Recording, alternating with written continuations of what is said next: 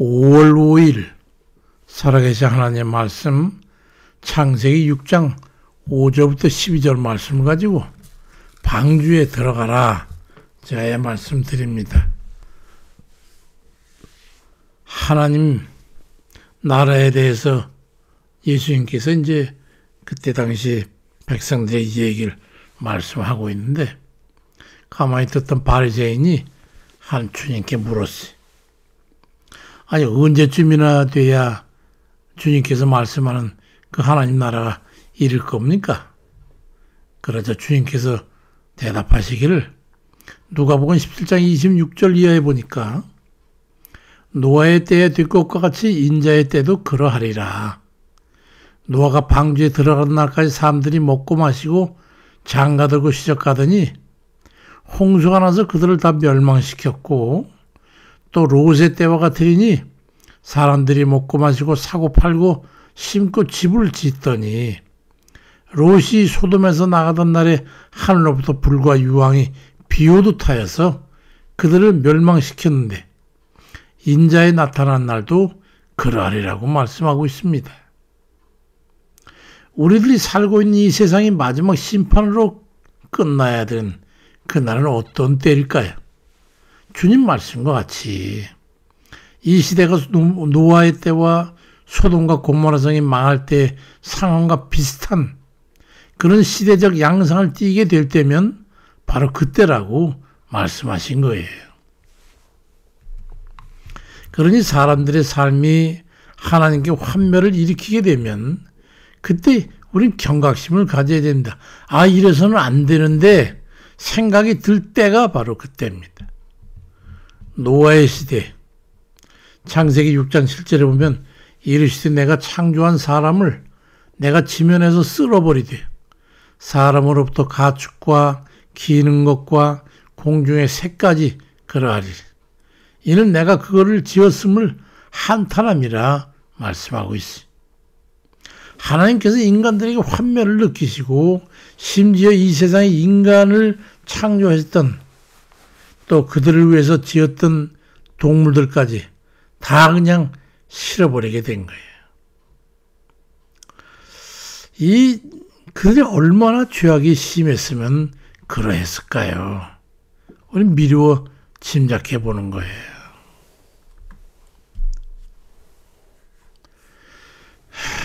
창세기 6장 5절 6절 말씀해 보면요. 여호와께서 사람의 죄악이 세상의 관영함과 그 마음의 생각 계획이 모두 항상 악할 뿐인 걸 보시고 땅 위에 사람 지으셨음을 한탄해서 마음에 참 근심하셨다고 말씀하고 있어요. 사람들의 죄악으로 가득 찬 삶을 바라면서 이걸 도대체 어찌해야 된단 말이냐 이렇게 한탄 섞인 걱정을 하는 모습이 그렇게 적나라하게 눈에 그려지지 않습니까? 그래서 인간들을 멸망시키기로 심판을 준비하시게 됐던 거예요. 그렇다면 지금 우리들이 살고 있는 이때는 그럼 어떻습니까? 죄악이 세상에 관영했던 노아의 때보다 좀 낫습니까? 잘 먹고 잘 살기는 노아의 때와 다를 바 없지요. 인간이 잘 먹고 산다고 그래가지고 발전적이거나 선하지 않는 거예요. 하나님 말씀이 그들 속에 있지 않다는 데 문제가 있는 거란 말이죠. 그래서 주님께서도 말씀하시기를 요한복음 15장 4절에 내 안에 거하라. 나도 너희 안에 거하리라. 가지가 포도나무에 붙어있지 아니하면 결코 과실을 맺을 수 없음같이 너희도 내 안에 있지 않으면 그러하리라고 말씀하고 있습니다. 사람들이 인간적인 생각으로 가득 차 있는 한 세상은 선해질 수가 없어요. 요즘 보십시오. 전과자의 범죄자의 대법까지 판결까지 난 이런 가장 불의하다고 할 수 있는 진짜 감옥에 하나 갇혀서 있어야 될 푸른 죄수복을 입어야 될 자가 세상에 이 나라가 아무리 약하고 보잘것없는 나라라 할지라도 이 나라의 대통령이 되겠다니 이게 말이 되는 일입니까 이게? 소돔과 고모라 성보다 나을 게 뭐 있습니까? 그들을 추종하는 자가 이 백성의 퍼센테이지로 50%라니. 이게 도대체 무슨 말입니까? 이 나라 이 백성이 그만큼 같이 썩었다는 거예요. 죄를 죄로 보지 않는다는 거예요. 불의함을 불의함으로 보지 않는다는 거란 말이죠. 하나님 말씀이 그 사람 마음속에 가득 차 있고 하나님 뜻이 그 사람들 다스리고 있는, 그렇다면 그들이 그럴 수가 있겠습니까? 그럴 수 없죠.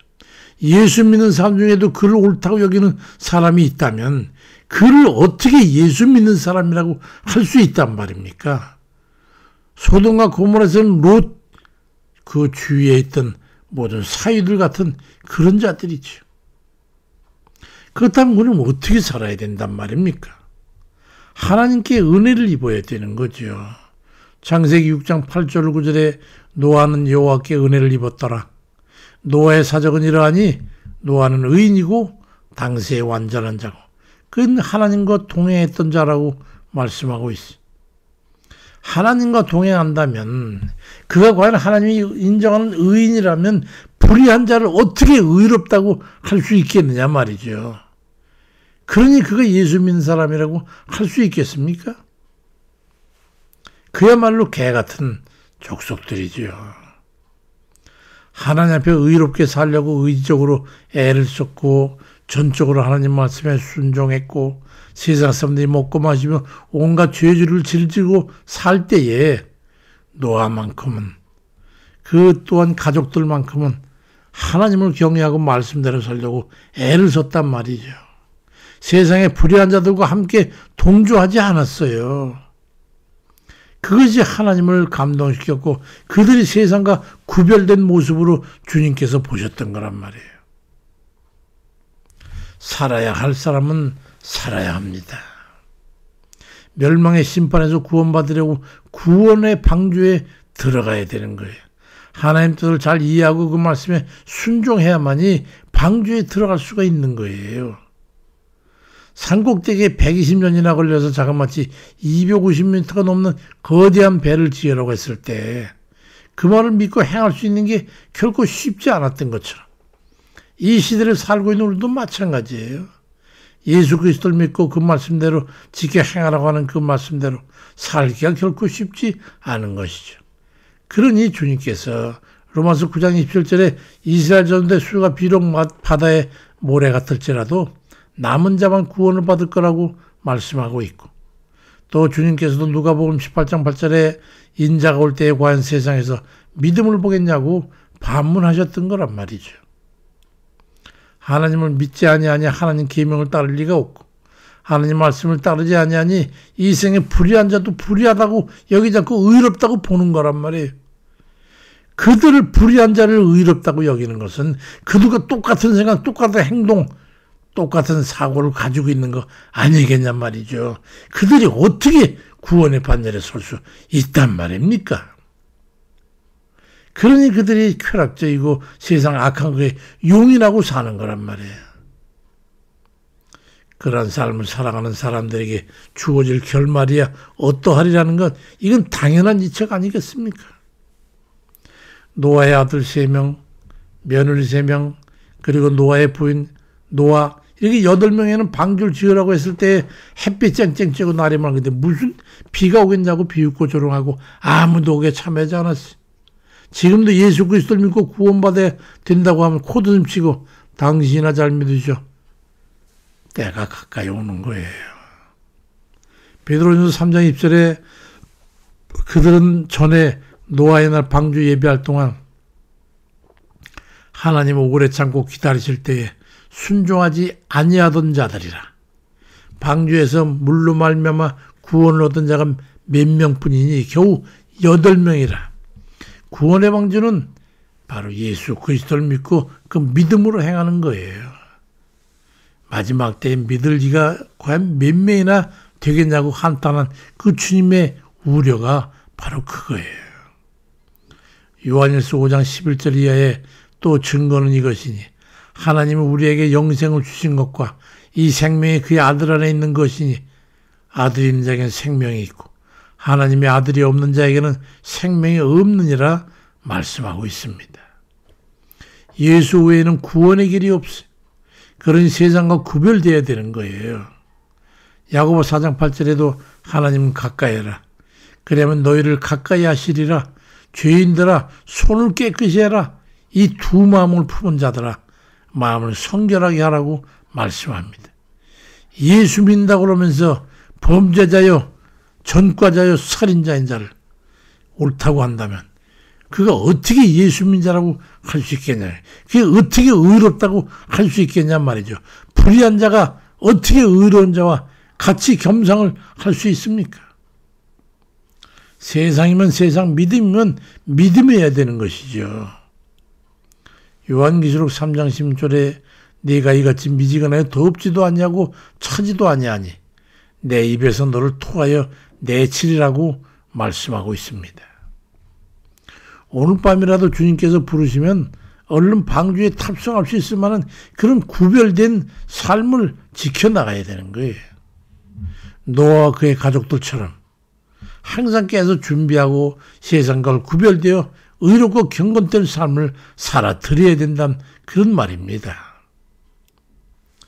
믿음으로 행하며 세상에 유혹하고 이끌어도 눈길 돌리지 말고 오직 한 길, 좁은 길 따라 절제하고 인내하고 경건한 그 삶을 유지하면서 주님 걸어가신 게 함께 걸어가는 그런 이들 다 되시길 주의 이름으로 축원드립니다. 아버지,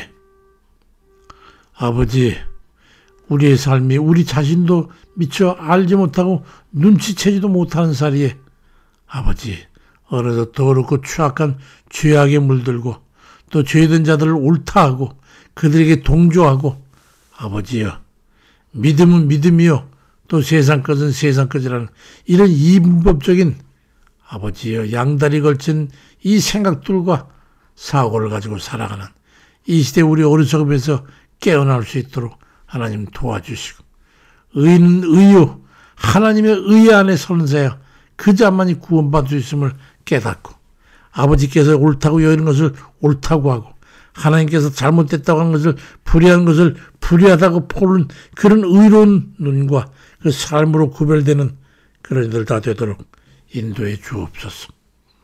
예수 그리스도의 이름으로 기도드립니다. 아멘입니다.